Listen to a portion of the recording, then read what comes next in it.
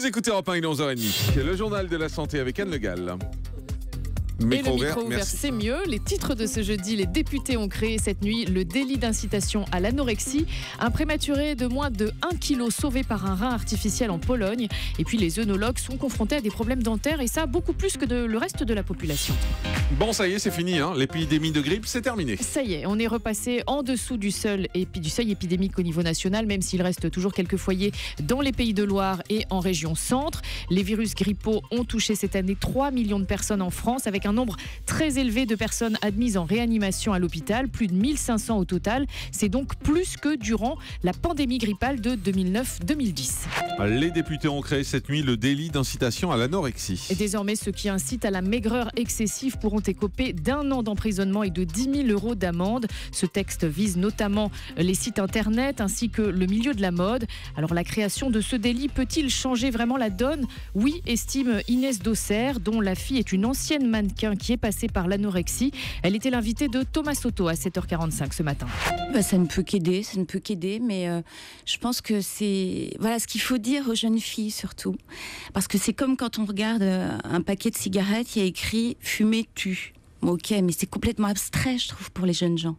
Là, ce qu'il faut dire, c'est que ça entraîne de l'ostéoporose, que ça fait tomber les dents, que les cheveux sont abîmés, que la peau est abîmée, qu'on n'a plus ses règles, et que ça entraîne un danger, effectivement, de mort, mais un danger dans la vie quotidienne.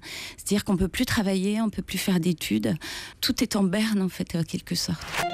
L'Assemblée nationale interdit les fontaines à soda en libre service. Et voilà, certaines chaînes de restaurants misaient sur ces distributeurs en illimité pour faire venir les clients, mais c'est bientôt terminé. Les députés ont interdit cette nuit le principe du free refill, comme on dit en anglais. Il s'agit de lutter ici contre l'obésité. Écoutez Arnaud Richard, député des Yvelines. Il est à l'origine de l'amendement voté cette nuit.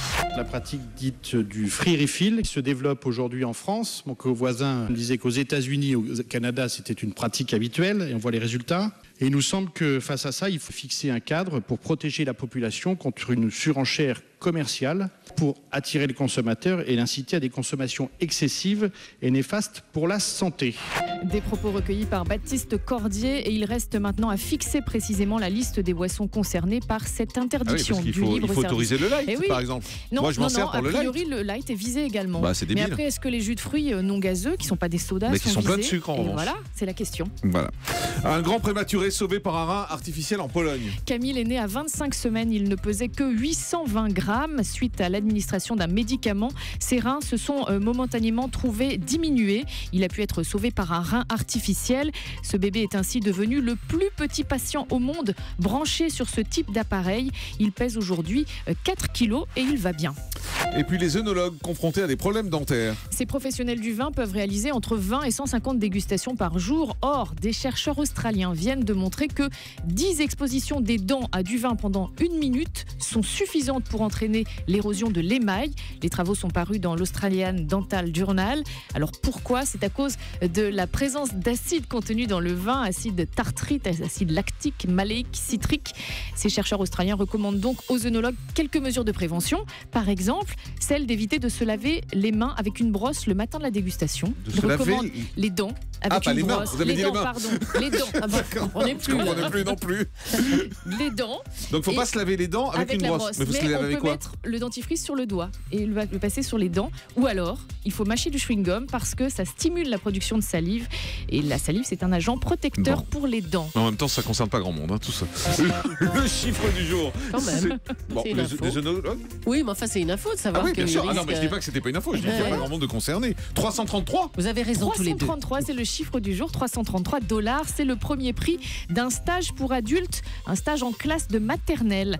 D'après les promoteurs new-yorkais de ce concept, le retour en enfance à grand renfort de pâte à modeler, de pulse, de parties de cache-cache et de déguisement, eh bien c'est bon pour la santé psychologique. Ça permet de doper la confiance en soi, ça permet de doper la sagesse, l'intuition, la créativité et l'entrain. Donc si vous êtes intéressé, c'est en anglais, c'est à New York et il y a un entretien de motivation par téléphone. Très bien. Eh bien nous on va faire une rubrique pour les grands dans un instant.